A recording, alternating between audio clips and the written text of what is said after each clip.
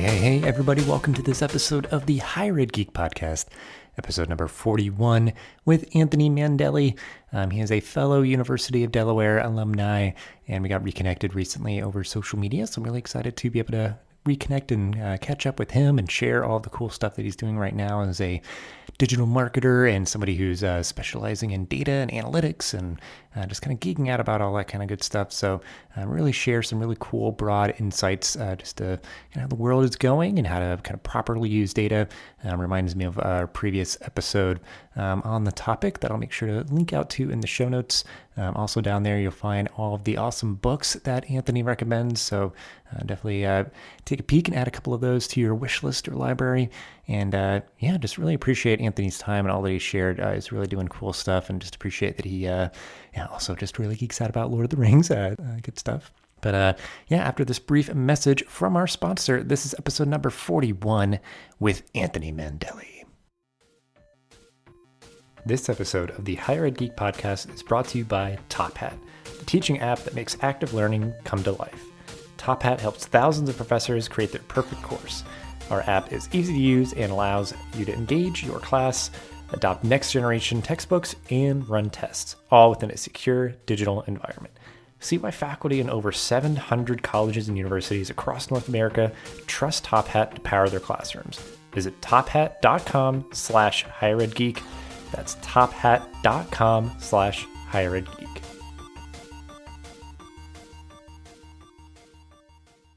Cool. Well, we'll go ahead and jump in here.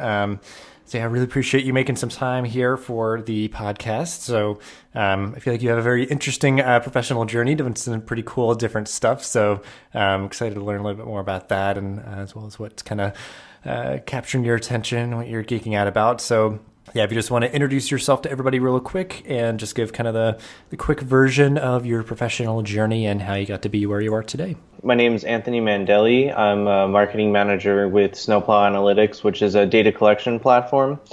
Originally, I had set out to be an English teacher. So I studied English education in school, and as an undergraduate worked in the admissions office, which introduced me to the world of higher education administration and just that career path in general. And that's where I ended up after graduating in higher education, doing some marketing and social media work.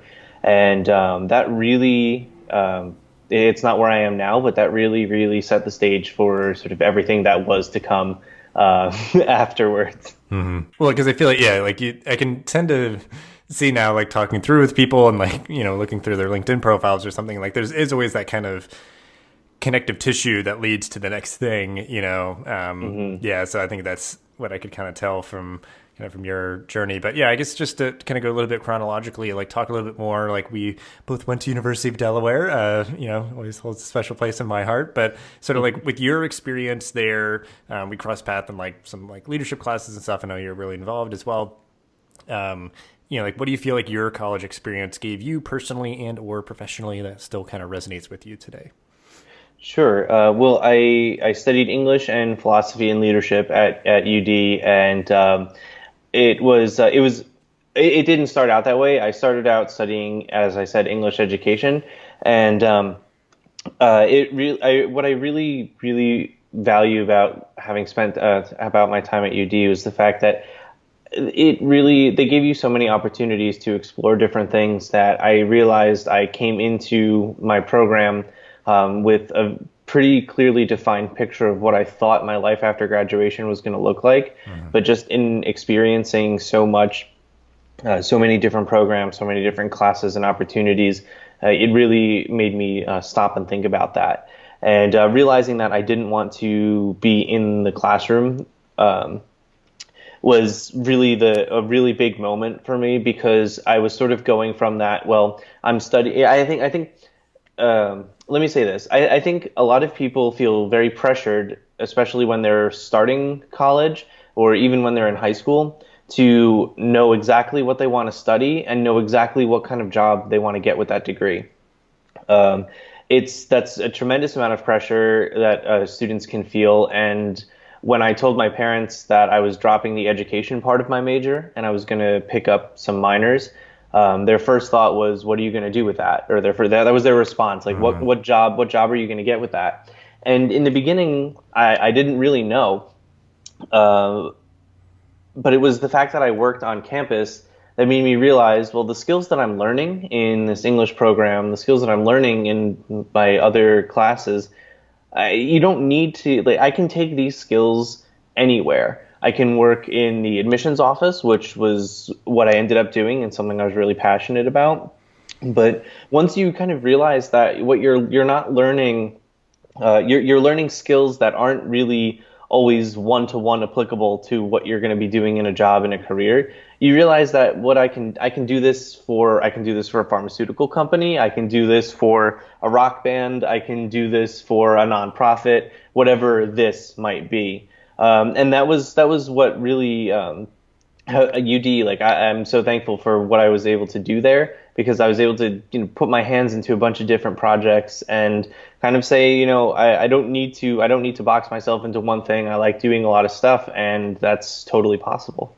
Yeah, and that's like, it's like this very like kind of broad, overarching kind of point of view that, it sounds like you got when you were at University of Delaware. And it's like, like you said, like sometimes there's a lot of, like that pressure put on students coming into an institution to have that, plan set and exactly what, career you're leading to. And I think that's sometimes a lot of the external pressures that we put on higher ed as well, to be this sort of like career pipeline or factory, that sort of thing. But it's like, what college has always been is just this place to sort of broaden your mind and open your horizons and those sort of things. And that's, it tends to be what's very valuable in sort of today's world as well, is just like critical thinking and like comfortable with like ambiguity, or just sort of like an appreciation of, kind of the complexities that make modern life reality. So, it's like, it sounds like, you got some of those skills and everything. And it's kind of, I think especially, like it. Well, I guess maybe if you want to focus on a little bit, because I'm just curious, because you sort of had that philosophy about like, I don't know if you maybe got it afterwards from working in admissions or not, but like what was that like specifically? Because I haven't really talked with too many people that work really like closely in that area. Was that something that you kind of developed later on, or like do you kind of credit a little bit of like your experience at University of Delaware for sort of like forming your point of view in terms of just like like how students kind of come into university? I think a lot of it started when I was an undergraduate at the University of Delaware. It was the leadership program that really introduced me. It got me thinking this way. So I minored in leadership studies, focusing on leadership by design, with Professor Anthony Middlebrooks, and we did a lot of work that looked at the intersection between design thinking, education, and leadership, and how they all work to reinforce each other in the right environment.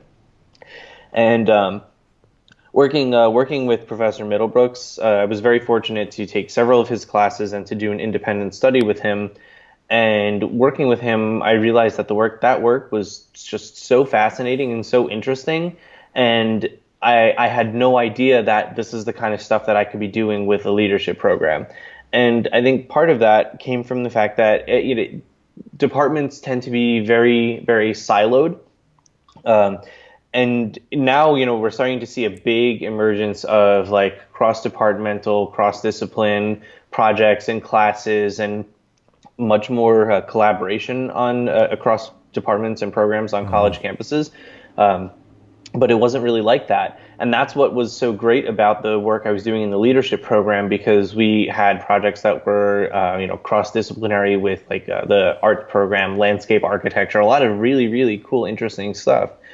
And, that was when I realized that that helped me realize, what I was studying. I wasn't studying, I wasn't trying to be a doctor. I wasn't trying to be a lawyer, but I also didn't know that I wanted to be a digital marketing professional for higher education, or a digital marketing professional with a focus on complex technology. Like these weren't things that I was conscious of. It just made me realize that what I was going to be doing after graduation was much more nuanced than just be a doctor or a lawyer. And I think a lot of people tend to have a very reductive view of what their future is, because it's really nice to be able to say, I'm going to go to college, then I'm going to go to med school, and then I'm going to be a doctor. And I'm not in any way saying people shouldn't want those things, but it's okay to say, I want to study history and I don't know what I'm going to do with that afterwards, but this is the medium that will allow my studies to most enrich my life, and that's why I want to study history. And that's a perfectly legitimate, reasonable approach to why you choose whatever it is you choose to study.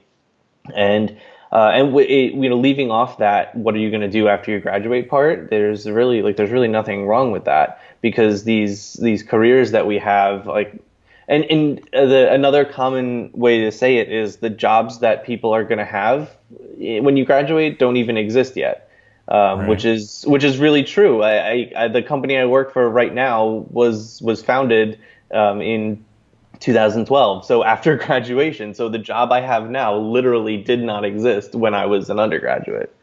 Yeah, well, because I think, a couple of things there that definitely resonate with me. It's like, I am literally that history major, because I thought that I was going to be like a high school history teacher. It's one of the common things you can do with that. And sort of similarly to you, I dropped the education part. I picked up the leadership minor. I'm not even sure how I really stumbled into it, but it was like the summer before my senior year, the prospect of student teaching for the entirety of the year, kind of consuming it. I was just like, you know what, I've kind of soured on this. It doesn't feel like really what I want to do anymore after doing some observations and continuing to take all of the classes and everything. So all that respect for education.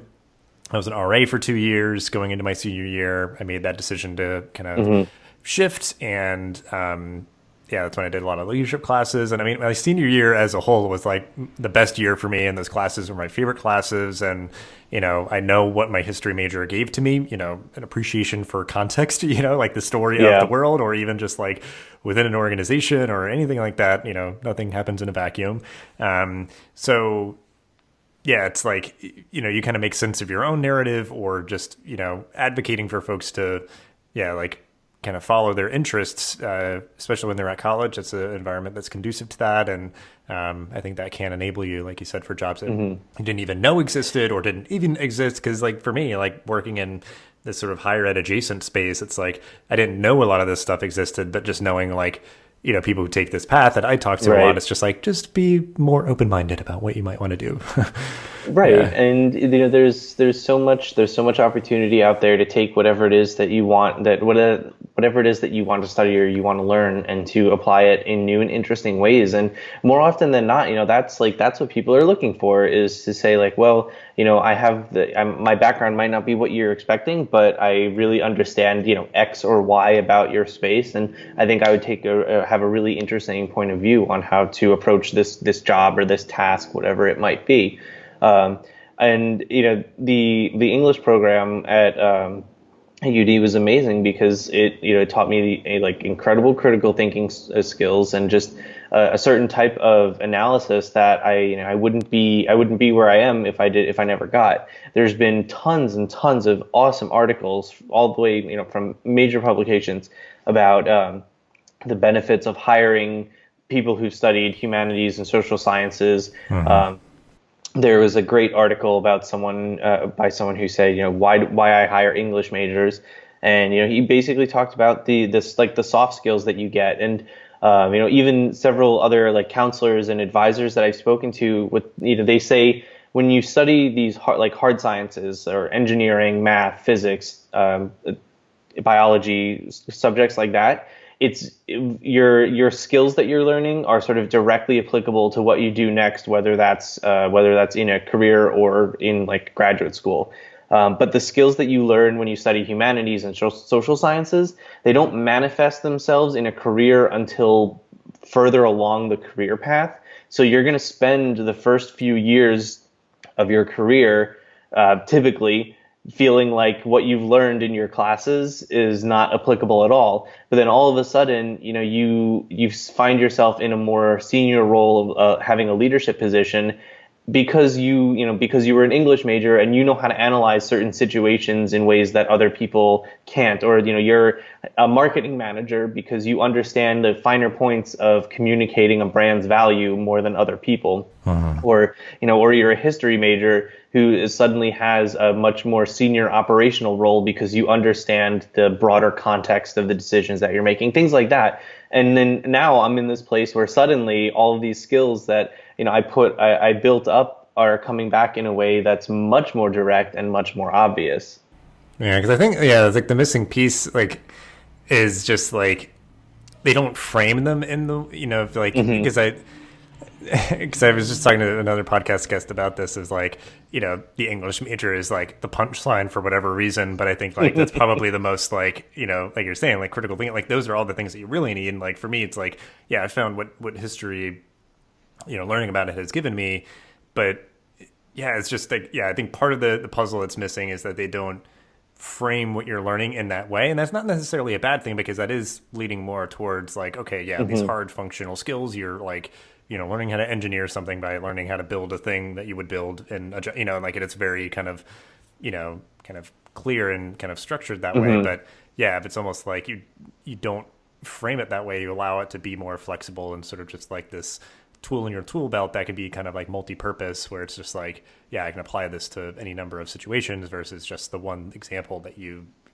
did or what, like I feel like that's part of it or something. But it's really cool that you've kind of found that part of your narrative, and the skills and things that you've learned, and you've had like a diversity of work experiences now after graduation that have led you, like you said, this job that literally did not exist when you graduated. So you're at Snowplow Analytics now. What led you there? Like, what do you enjoy most about your current work? And then we'll kind of move on from there. So I started my career out in higher education and marketing, and this is I'm very much coming from that former education major background. I have that respect for education, and that was always something that was really important to me. So working in higher education in administration really just seemed like a no-brainer, because I had an opportunity to do marketing, which I felt that played well with the skills I built as an English major. So I worked at several colleges and universities in New Jersey and New York over the 4 years or so after graduating. Moving further and further away from that admissions role and more into a pure marketing role. And then I sort of got slapped with the, like, you're young, you understand technology. Can you help us with some of our IT infrastructure? And as a huge nerd, I was like, absolutely, like throw it at me. I'll learn everything there is to know about this. And so I really discovered that. Well, I already knew that I was a huge nerd, but I realized that there was an opportunity to take some of these, like this interest in technology that I had outside of work, and apply it more directly to work. So on the one hand, I was doing a lot of digital marketing, which it really was mostly social media and email. And this was an interesting time to be doing social media because, I started doing this a bit in my jobs as an undergraduate on campus, but 2009, 2010, social media was really bursting onto the scene as a legitimate marketing channel. It wasn't like it is now, 8 to 10 years later. Mm-hmm. So, and that was something. I worked with someone at the University of Delaware who, I owe a lot of my success now and where I am now to someone I worked with, two people in the Office of Communication and Marketing, Ryan McGuire, who was sort of my internship supervisor, and the department head, Meredith Chapman, who unfortunately passed away a couple months ago. Mm-hmm. So shout out to Meredith, who was an incredible mentor as a marketing professional and just as a human being in general. But she had the foresight to get the University of Delaware on Twitter and to, really take ownership of our Foursquare locations on campus. We were one of the first schools on Google Plus with a profile, and while the Google Plus profile hasn't really panned out to much, it was, the more important thing was that she was willing to experiment, and that was really in the spirit of social media. And social media like Twitter, Facebook, YouTube, those are the big ones at the time, was really the overlap in the Venn diagram of like marketing stuff and technology stuff, because it was just pure marketing technology. and it was really that was really fascinating. That was really interesting.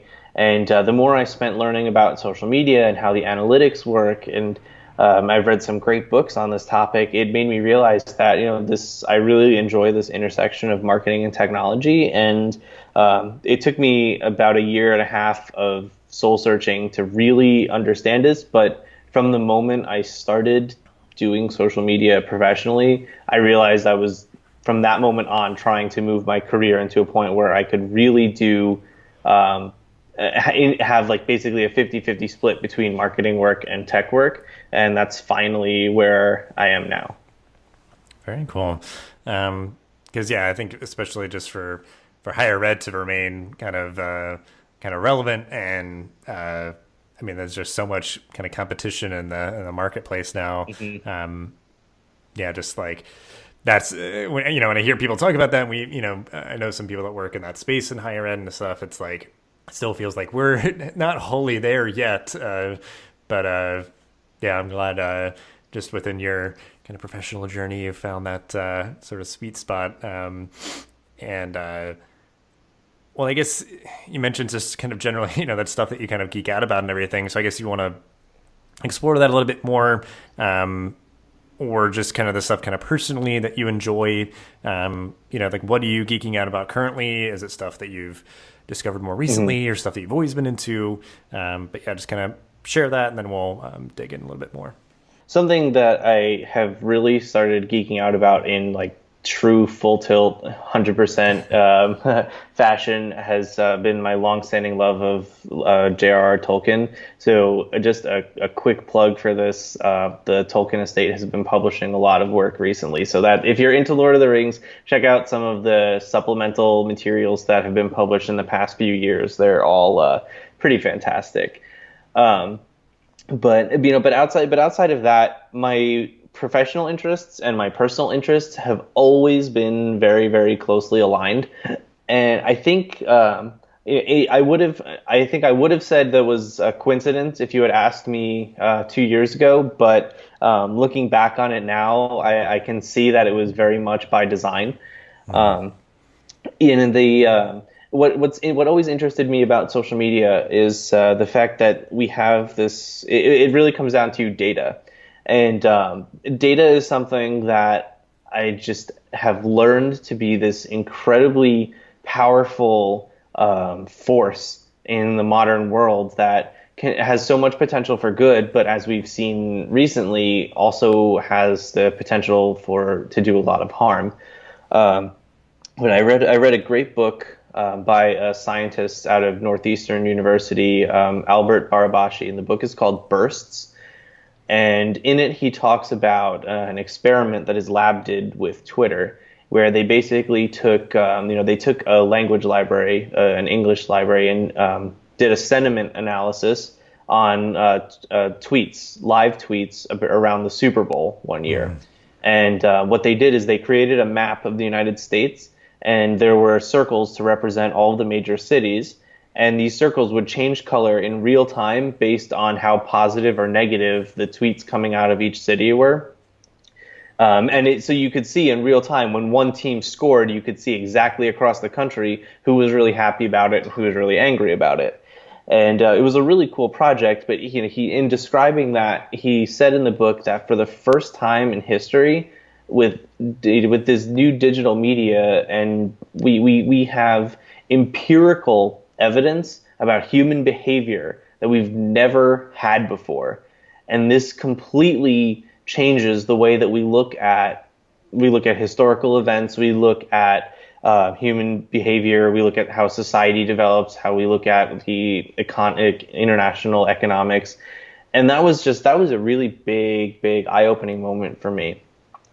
And again, once I started really diving into the data side of enrollment management and admissions, I was able to see that we can look at this data that we have about our students and proactively look to notice patterns that, yes, will help us be more effective in enrolling our students, but will also help us detect and see what common denominators our most successful students have on campus. We could look to identify at a much larger scale what we're doing right as administrators and where we need work. And that seemed to be a really, really powerful concept that, at least at the time when I was in higher education, wasn't it wasn't as prevalent. One of the schools I worked at had a brand new data science program, which was going to be a huge part of our recruitment in the coming cycle. So I had suggested, why not get some of these data science students or professors or faculty to work on some projects. We get the benefit of the result of the work. They get to do some hands-on experience, and they can talk about how great their program is working with the campus itself. And there was zero interest in that collaboration.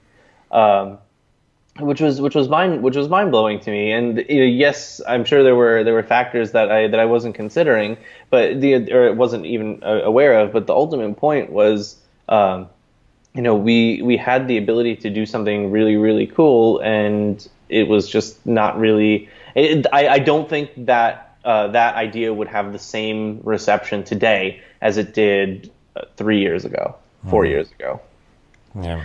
So I'm really geeking out about data. I love working with computers and technology, and there's a lot of really cool ways to do that. Looking at programming languages like R, Python, refreshing myself on SQL and how databases work. And it's been a really cool way for me to have some directed learning and exploring something that is a pretty big topic. Programming is a big topic, and without taking any sort of classes or doing any sort of programs, anything you can do to help direct your learning is going to be really helpful in getting you from each level as you progress. And having this, I enjoy working with data, and I have data from work that I can play around with. There's tons of free data samples out there. There are amazing organizations that help people get connected with free public data sets.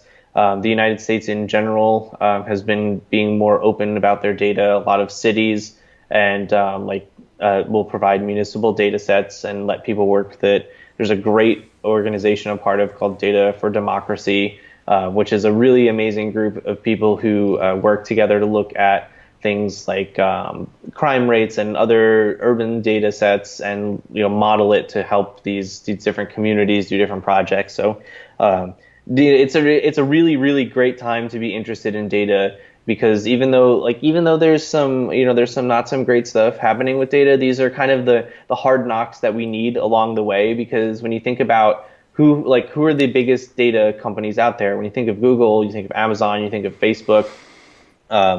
These companies have data on users in a completely unprecedented way. We've never had a company like this before, and we don't know what the implications are of having access to that much data on a single person, and we don't really know what the right limits and regulations are for something like that, and we don't even know what the implications of trying to regulate something like Google really are.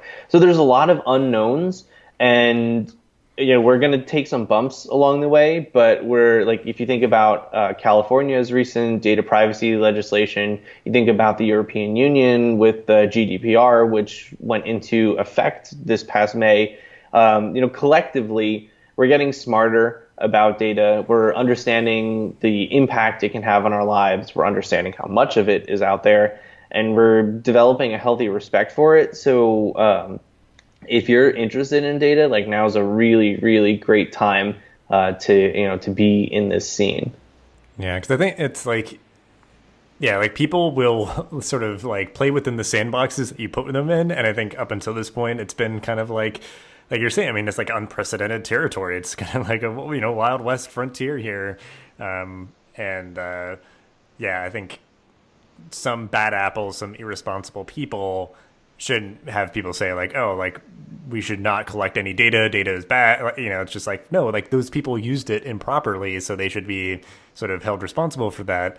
And the outcomes of responsible people using data responsibly, they could be really good stuff. And like you're saying, I think some people, are kind of skittish, but it's especially if it was like, oh, a student at the institution using data from the institution, it's like, okay, well, as long as there's not any like personally identifiable information attached to it, it's just anonymous, sort of like, oh, this many of like this class does this thing, but it's like, yeah, like you said, like 3 years ago, I'm sure people are, just more unaware, and maybe, some people now are probably skittish, and it's like, okay, yeah, good. There's good reason to just be cautious or be sort of, kind of considerate in how you're doing things. But I think, just more transparency and like proper sort of regulations just to make sure that we're, just making sure that people are being responsible, is all good things. So yeah, it's really interesting because I think, if you do these sort of studies and you can just like build programs or things to like just help nudge people towards behaviors, like it's just seeing, and being able to track, if you make a change, that one variable and see how it affects that, like, like in social media, it's like all these people just sort of like voluntarily, submitting information that you can then, curate and everything. So, really interesting to see just kind of how it continues to evolve in different facets of society. Because it's just any number of different things. But when you mentioned, a book that you're reading as well, so I guess, I'm just curious, is there anything else like on this topic or just in general, Lord of the Rings or, whatever, any kind of geekdoms, fandoms, like anything that you're reading, watching, and or listening to that you'd want to mention so we can include it in the show notes? Oh, sure. So I recently read a great book by Nate Silver called The Signal and the Noise. Nate Silver is pretty big in the world of statistics. He sort of gained his prominence through correctly predicting the outcomes of several primary elections, it's a really great book just about statistics and looking at numbers overall. And so that was a really interesting read. And another book called Algorithms to Live By, which was I absolutely love this book to the point where my family and close friends are sick of hearing about it. Where the authors look at different types of algorithms that are typically used in computer science, but show how they're actually the some of the fundamental ways that we as humans solve problems in our daily lives, from things like trying to decide, should I listen to new music or listen to an album that I already like? How do I optimally serve pot roast to guests at my party? Or, when I'm looking for a parking spot, do I just take this one that I see, or do I try and get one that's closer to my building? So that was a really, really fascinating book. And the last book, I have to say, I haven't started this one yet, but I'm really excited to. It's by Michael Lewis, who wrote The Big Short, which is one of my favorite books of all time. This book is actually he wrote a book specifically where it's the book Thinking Fast and Slow by Daniel Kahneman has sort of resurfaced as one of the most preeminent texts on thinking and metacognition that you can possibly find. So Thinking Fast and Slow, if you haven't already heard of it, is a very widely regarded high quality book. Like every list of must reads, it's out there. But Michael Lewis, the author of The Big Short, wrote a book called The Undoing Project, which is actually about Kahneman when he was doing that research. So it's really interesting to have one of your favorite authors writing about another author that you really respect. So that's something that I'm really excited to start as my next book. Oh, interesting. Yeah, that's kind of like any of those, sometimes the story behind the story can be as good, or sometimes maybe even better, because it adds to the appreciation of maybe the kind of the original there. But cool. We'll link out to all that stuff. But yeah, we'll wrap up the episode here on the optimistic note that I always love to end on. So, what is something or things that you are looking forward to in your job, life, and or the world? So I'm really looking forward to, I get to travel a lot for work, and this September I'll be going to Helsinki in Finland for an event, and I've never been to Finland before, so I'm really looking forward to that. And in my spare time, I'm working on writing a program that has a list, a database of all of the books that I own, and will randomly generate a new title because I have so many books and I read so much that I never know what to read next. And I decided I don't want that burden anymore. So I wrote a program to pick one of my books at random for me. Well, I guess, yeah, because I think sometimes people, yeah, they like have this bookshelf full of books and maybe they haven't like read or fully read all of this. So it's like, yeah, like, or it's like choosing a movie or something. I'm sure Right. that if like, that program works and you're like, wow, like this has been really helpful to me. It's like, let me try to see if I could like use this for TV shows and movies or like, Absolutely. something like that, or like figuring out dinner or something. I don't know, like, cause yeah, it's like all those struggles. Cause I think it's really cool. Like you mentioned that book that kind of, I think for me, and I'm sure for maybe a lot of other people, it's like, some of these new developments and technologies or tools or whatever, they can kind of seem like larger than life. And it's like, I don't, you can't even fathom like what it means or how it would work. But then like really applying it in these very like small day-to-day ways that like makes people's lives just a little bit easier. Like you're saying, like, I feel like me and my wife have that kind of like disagreement sometimes is like, do you take that spot that you see right there? Or you try to get the closer one, you loop around a bunch of times or whatever. I'm like,